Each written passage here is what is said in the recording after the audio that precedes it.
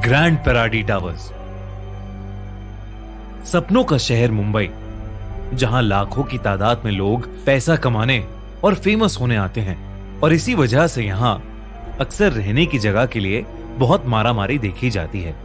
मगर इसी शहर में एक घर ऐसा भी है जहां रहने के लिए अगर कोई पैसे भी देगा तो शायद वहां कोई नहीं रहना चाहेगा। एक ऐसा फ्लैट जिसमें रहने से आपके सर पर मौत मंडराए तो क्या होगा। हम बात कर रहे हैं मुंबई के ग्रैंड पैराडी टावर्स की, जो कि इंडिया की सबसे हॉन्टेड जगहों में से एक मानी जाती है। 1975 में बने ये अपार्टमेंट टावर्स यूं तो बहुत लग्जूरियस और सुंदर हैं, मगर इनसे जुड़ी कहानियां उतनी ही खौफनाक हैं। 27 साल की नेहा अपने पूरे परिवार को पुणे में ही छोड़कर 2 महीने पहले अपनी दोस्त मानवी के फ्लैट पर रहने आई थी। मानवी ग्रैंड पैराडी टावर्स की पहली बिल्डिंग के 3rd फ्लोर के फ्लैट में अकेली रहती थी। नेहा का हाल ही में डिवोर्स हुआ था, जिसके चलते वो बहुत परेशान रहने लगी थी। उसका वेल एस्टैब्लिश्ड बिजनेस भी लॉस में जाने लगा था और तब उसने डिसाइड किया कि वो मुंबई में आकर थोड़ा वक्त अपने दोस्तों के साथ गुजारेगी। मानवी एक रेडियो जॉकी थी और उसकी रात की शिफ्ट होती थी, इसलिए नेहा रात में अक्सर अकेले ही उस फ्लैट में होती थी। एक रात करीब 12:30 बजे के आसपास नेहा अपनी बिल्डिंग से बाहर एक सिगरेट पीने निकली थी, जब उसकी नजर अचानक टावर्स की तीसरी बिल्डिंग के 8th फ्लोर पर पड़ी। उसने देखा कि एक बहुत ही सुंदर सी औरत उस फ्लोर की बालकनी पर खड़ी थी। पहले तो वो एकटक लगाए बालकनी से नीचे देखी जा रही थी, फिर जब उसे फील हुआ कि नेहा उसे देख रही है तो वो नेहा को देखने लगी। नेहा वहीं रुक गई और अपनी नजरें चुराने लगी, लेकिन वो औरत अब नेहा को देखे जा रही थी। नेहा ने नजर उठाकर दोबारा उस औरत की तरफ देखा तो इस बार उसे कुछ अजीब सा फील होने लगा। उसका मन मानो बिल्कुल भारी सा हो गया था। उस औरत की तरफ देखते हुए अचानक नेहा की आंखों से आंसू आने लगे। उसने आंसू पोंछने के लिए अपनी आंखें मली और जब दोबारा उसने 8th फ्लोर की तरफ देखा तो वहां कोई नहीं खड़ा था। यह सिलसिला अब रोज होने लगा। नेहा रोज रात को उसी फ्लैट की बालकनी के बाहर खड़ी हो जाती और वहां एकटक लगाए देखती रहती। साथ ही साथ उसकी आंखों से आंसू बहते रहे। नेहा की तबीयत भी अचानक से खराब रहनी शुरू हो गई। उसका पूरा शरीर सूखता जा रहा था और चेहरा बिल्कुल नीला पड़ने लगा था। एक दिन मानवी ने डिसाइड किया कि वो कुछ दिन काम से छुट्टी लेकर नेहा के साथ टाइम स्पेंड करेगी। मानवी नेहा को मुंबई की सारी फेमस जगहें दिखाने लगी, मगर नेहा का बिहेवियर पूरा वक्त बहुत अजीब था। वो ना तो कुछ बोल रही थी और ना ही कोई रिएक्शन दे रही थी। रात होते होते मानवी उसे पार्टी कराने एक क्लब में ले गई, मगर नेहा को अचानक कुछ ऐसा हुआ कि मानवी घबरा उठी। नेहा को अचानक से एक सीजर आने लगा। नेहा को ऐसे दौरे पड़ रहे थे कि उसका पूरा शरीर कांप उठा था और फिर वो अचानक से जमीन पर गिर पड़ी। इसी तरह मानवी ने नेहा के मुंह पर पानी की छींटें मारी, तब जाकर नेहा नॉर्मल हुई। उसके बाद दोनों वापस फ्लैट पर लौट गए और फ्रेश होकर सोने चले गए। मानवी ने यह तय कर लिया था कि वो अब अगली ही सुबह नेहा को एक थेरेपिस्ट के पास ले जाएगी, लेकिन उस दिन देर रात नेहा नींद से उठी और सीधा अपने फ्लैट से बाहर चली गई। चलते हुए नेहा ग्रैंड पैराडी टावर्स की तीसरी बिल्डिंग के नीचे जाकर खड़ी हो गई और 8th फ्लोर की तरफ देखने लगी। देखते ही देखते नेहा उस बिल्डिंग के अंदर चली गई।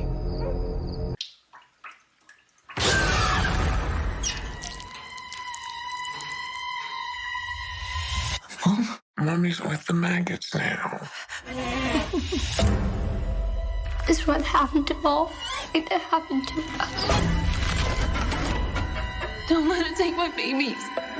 I'm getting this out of here. Open up now. वो लिफ्ट में घुसी और 8th फ्लोर पर पहुंच गई। उस फ्लोर पर सब कचरा बिखरा पड़ा था। जैसे वहां कई सालों से कोई ना रहा हो।